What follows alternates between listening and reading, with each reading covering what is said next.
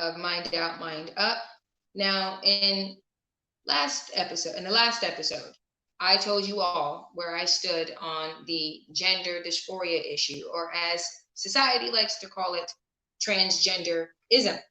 Now, I went in depth as to how normalizing this radical, mentally unstable ideology was going to destroy the country, whether it was via trauma that an individual decides that, undergoes gender dysphoria, whether it is confusion or influence. All I know is that supporting this ideology, this mentally unstable way of thinking in mainstream, as well as in our schools and in entertainment, all it's going to do is hurt our country furthermore.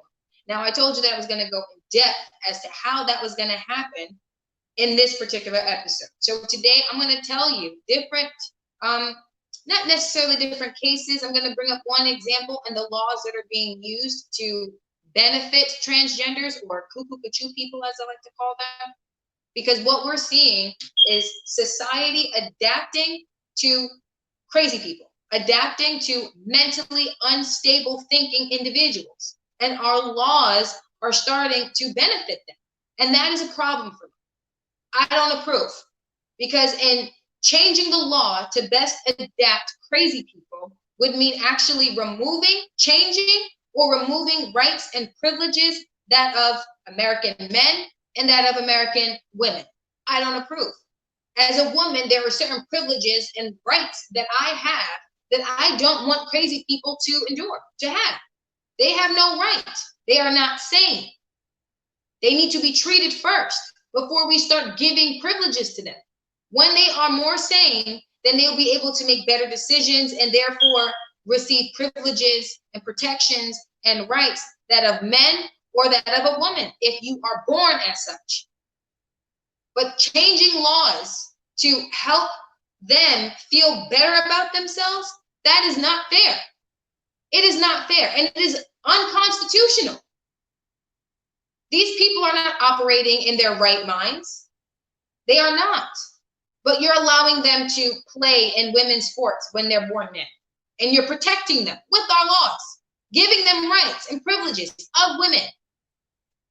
Men aren't necessarily bitching and moaning, right? Because you don't really expect to see a trans woman go for the NBA. Excuse me, a trans man go for the NBA. You're not going to really see that. You're not going to see a trans man go into the NFL. We're really not going to see a lot of infringement on men's sports the way we will for women's sports. I mean, just really think about it, right? If a man who can't compete with his own gender feels inadequate, then he feels that he's supposed to be a girl and then tries to dominate the female sports. How is that fair? You are excluding the privileges and the rights of women who have the right to compete on a fair playing field. And you're removing that fairness to benefit that of the transgender, that of gender dysphoria patient, that of a cuckoo Cachoo person.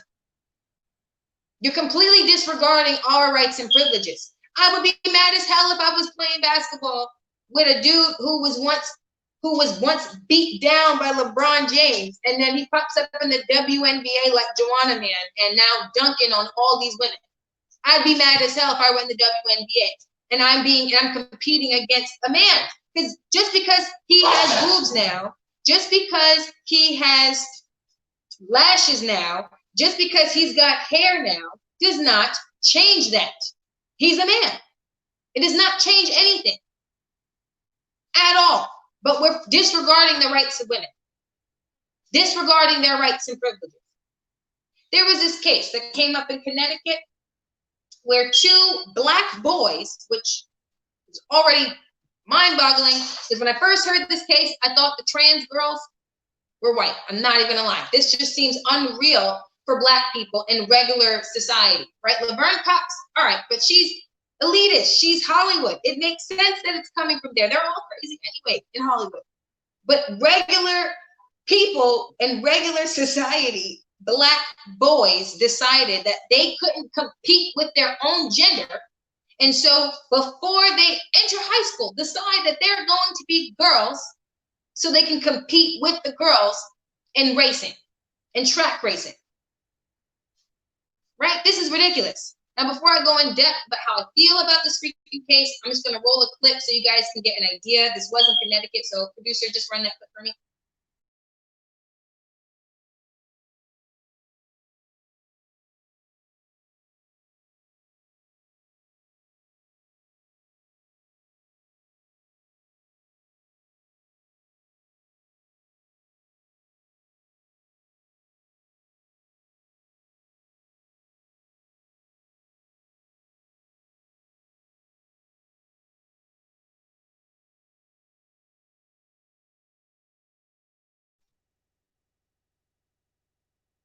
Like, did you guys hear what the reporter asked?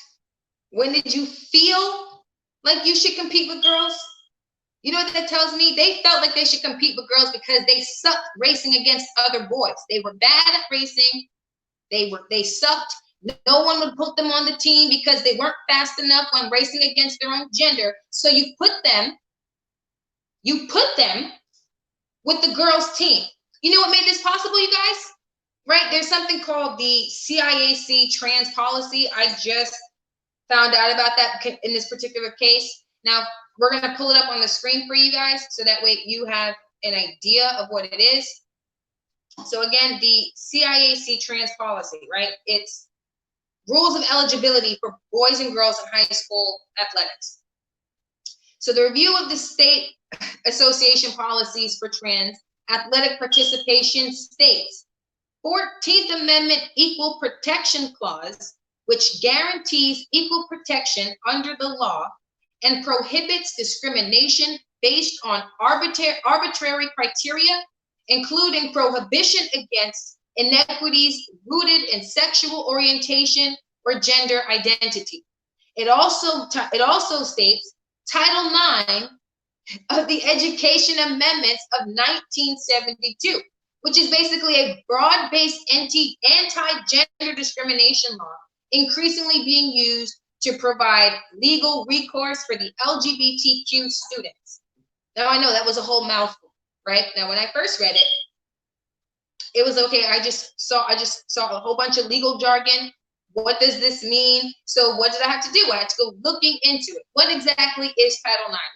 We all kind of have an idea of what the 14th Amendment is, but the one that threw me through a loop was Title IX.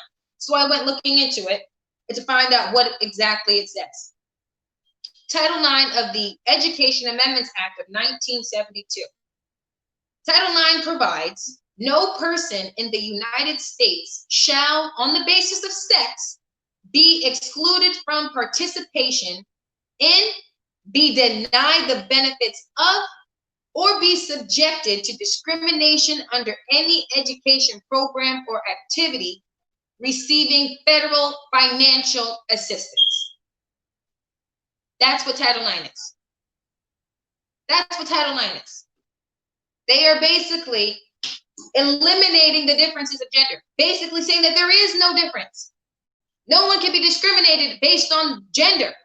You put the 14th Amendment and Title IX together, they are excluding the privileges and rights of both men and women for these, sports teams in high schools, of course, because if you're federally funded, which is mostly, or funded by the state, period. If you're receiving money from the government at all, you must abide by the CIAC trans policy. And that's a combination of the 14th Amendment and Title IX, which basically eliminates gender. It eliminates the differences. Like, there are no differences between men and women physically, so you can't discriminate on the basis of gender identity, not what biology says, right? Not what science says, but not what you were born as, dictating which one you should be in. No. It's about what you feel you are. Gender identity. Why the hell do we have a gender identity where it's, no, you are a man, you are a woman. But this conflates the two in order to give transgenders equal rights so they can compete with people that aren't what they were. That's ridiculous. And it's unfair. You are just eliminating the idea of fairness for these female athletes who want to work hard, who want to try to obtain scholarships to good schools. This is what you're doing. And another thing if we can already see that they're using laws that are already on the books to benefit them, right? Title IX was already on the books. The 14th Amendment was already a constitutional amendment. They're using the laws on the books to benefit them. But how are they doing that? How are they doing it? Because they are conflating a mental illness as a gender. As long as we continue to say that gender dysphoria is transgender, that it is a third gender, then they are going to be able to utilize the laws on the books that give us privileges and rights as men or as women. You're conflating mental illness with a gender, and it's not. You're talking about giving rights and protections and privileges to people who aren't in their same mind by calling their cuckoo cachoo-ness a gender. That's what you're doing. That is not okay.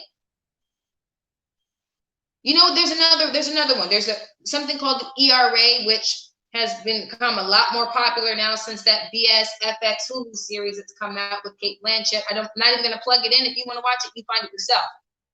But they're basically talking about the ERA, which is Equal Rights Amendment.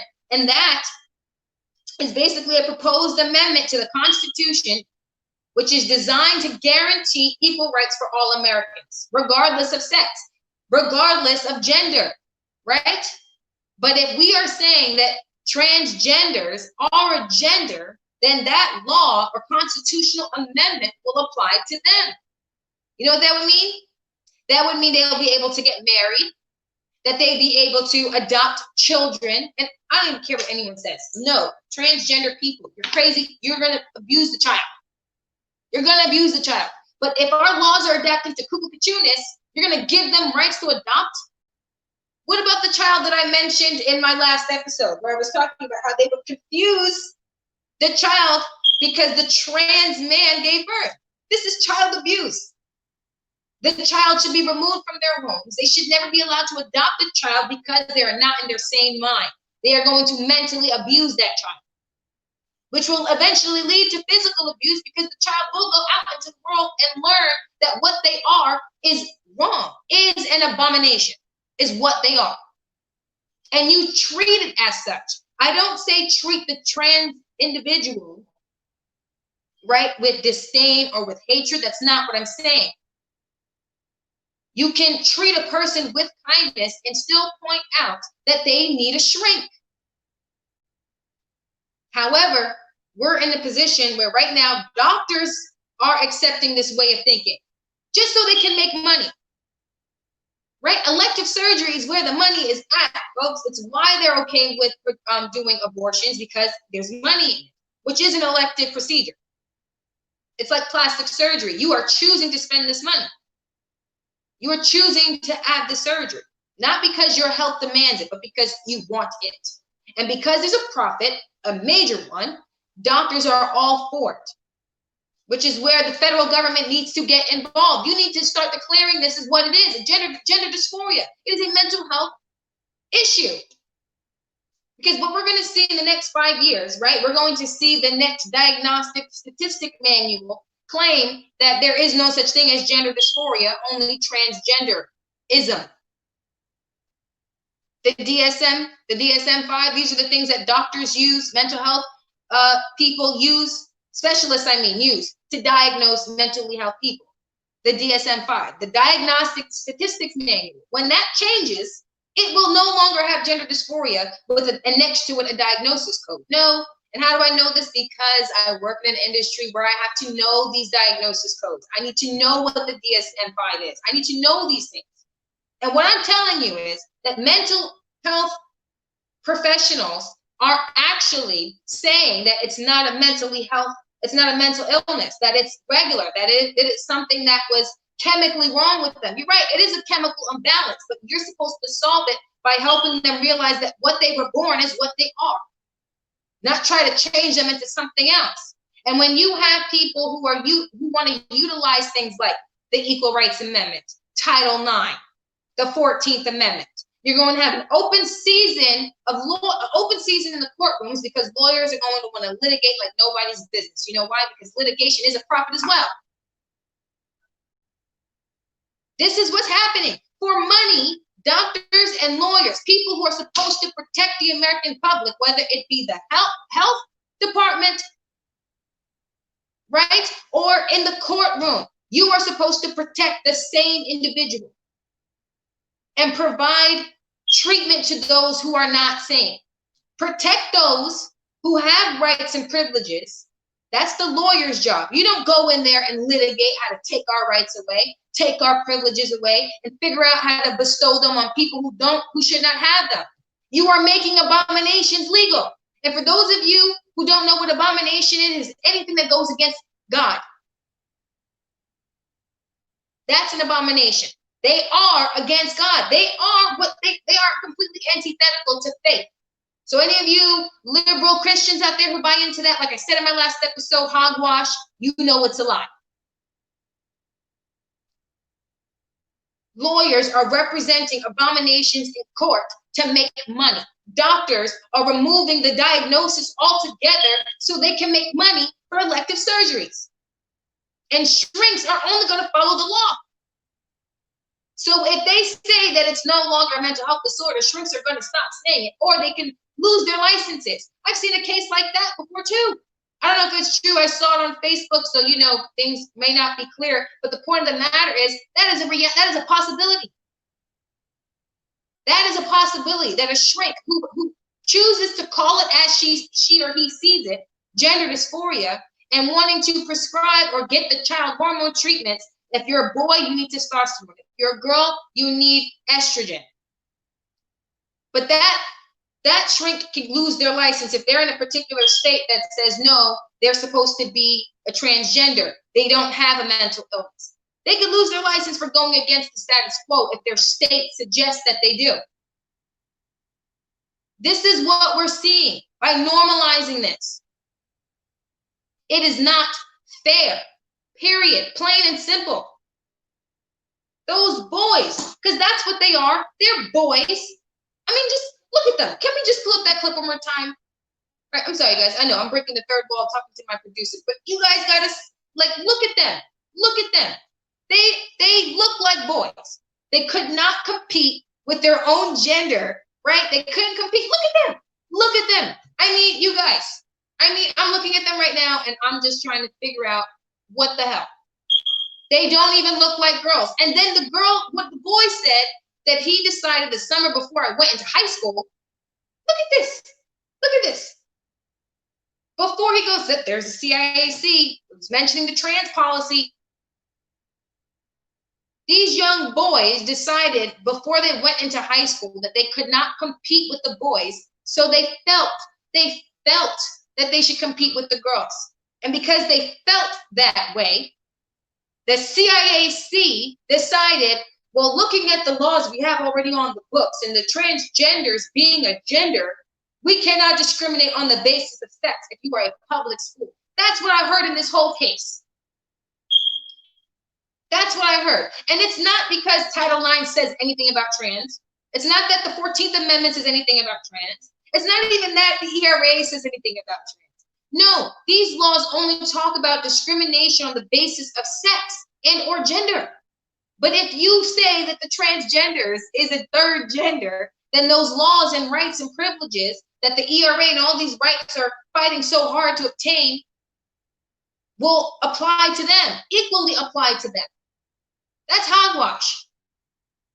Privileges that we as women get, they won't be able to have. And you know what? Here's side note, folks. Side note, right? Because here's how I feel about it. I feel as if that men who don't want to take on the responsibility of providing for their wives or the idea of providing for anyone outside of themselves, right, to get out of it, they will claim to be something else. How do I know that that's a possibility? Well, I brought up in my last episode, right, how a stand-up comedian that I spoke to, you guys can find the interview on my YouTube channel, how to get out of a bad rating on his Uber or Lyft account, he told a woman that he was a trans woman and that he couldn't afford his hormone treatments just so he could avoid getting a bad rating, because the passenger recognized that the person sitting in the front seat wasn't the picture in the account of her Lyft driver. She called him on it. She was ready to, tell him, call him out. This is illegal. You can't do this. She's about to give him a bad rating, get the hell out of his car. He turns around and says, "Miss, I am really offended because I'm a transgender woman and I could not afford my hormone treatments this week. That's why I'm out here driving." And then the woman tipped him $20 because she felt like she offended him. No, that was him getting out of a bad rating. That was him getting out of being in trouble with Uber or Lyft. That was him getting out of his accountability. That was him getting out of it by claiming to be something else. That's what you're doing. So not only are you hurting us women by taking our privileges and rights away, you are yet again incentivizing men to avoid their own responsibilities or even being held accountable, because now there's a way to get out of it. There's a way to get out of being held accountable. There's a way of getting out of taking care of your own responsibilities. I feel like I should not have to do this simply because I am a transgender. Who cares about fairness? Who cares about women's rights? Who cares about men's rights? What matters is that me, the Cuckoo Cachoo person, gets the privileges and the protections as both genders, but don't have to work equally as either one. Right? Because think about it. A woman has to, if you're a woman who's in low middle class, that means both the man and the wife are working, yada, yada, and so forth, right? But if I'm a trans woman who believes that women shouldn't have to do anything, right? Then she's not going to. She's not going to go to work. But this trans woman can't have children. You know why women shouldn't have to work? Because they're the ones who have to have the babies. That's why they don't have to provide the way that men have to, right? They can have the babies. But if you're a trans woman who can't have the babies, who can't put in all of her time in raising her own children the way natural born women do, you staying at home for what? So you can't put in the 100% that a woman can put in, and you're choosing not to put in the 100% that a man has to. What the hell are you here for? You're crazy. Sit down with a shrink who will tell you like it is. You're suffering from gender dysphoria. But how is a shrink going to be able to if the law says that they're breaking the law by calling it that, by calling it gender dysphoria? This is what we're seeing. Connecticut is just a microcosm of what's happening across the country in many liberal states. And most doctors don't really care. Why? Because elective surgeons don't want to be a surgeon. The surgeon doesn't give a shaka. They don't. This is money for them to make. Elective surgery is where it's at. I mean, look at what's happening during the coronavirus, right? Hospitals who are not dealing with, who don't have elective surgeries are closing. Elective surgery is money, you guys. It is money. It's money. So they're going to do it. Shrinks might make more money since it's become so normal and that everyone has it. You got to go to a shrink to tell you that you're a transgender now, because it's not just something that you're feeling, right? So they're going to start to do it. Unless they have morals and values and are willing to risk their way of life being their license, of course. This is the world that we live in today because we're normalizing gender dysphoria as a gender. As a gender. Not sexuality, right? Because sexuality is about who you like to sleep with, who you like to have sex with. That is different than gender. That is completely different than gender. Completely. And it's like I said in my last episode, just because you're attracted to the same sex does not mean you were meant to be born the other. Look at Ellen DeGeneres. Look at Neil Patrick Harris. Look at them. Right, Rock Hudson, who, by the looks of it, from that Hollywood Netflix series that they did, he was used and abused, and that's probably why he was gay. I used to think it's because he couldn't have first day, but that's neither here nor there. The point of the matter is, he didn't decide to become a woman. He didn't change his name from Rock to Rockette Hudson, did he? No. No, he did not. He was a gorgeous man of his time who chose to be gay because of the trauma he had endured, probably. Maybe. I don't know if he endured trauma. What we do know is that he was a gay man who loved men, but also loved being one of the most hottest men in Hollywood. Just saying. Just calling it like I see it. Ellen DeGeneres loves herself some women. She loves herself some women. She didn't say I'm supposed to be a man because of it. She didn't say that. Most lesbians don't say that. Most lesbians like being women. Most gay men like being men. If this was about who you're sleeping with, then you would have kept it as the lesbian gay community and then extended it to bisexuality, which, again, I've said I don't really believe in, because that is just a term for someone who hasn't made a decision on who they want to spend the rest of their life with. But that's where I stand on bisexuality. Again, that's just the LGBT community. That is about who I want to sleep with. That whole community, that whole movement was about our right to make the choice of who we want to sleep with. That's what that movement was for. Not normalizing a mental health illness, not providing equal rights to people who literally are crazy, right?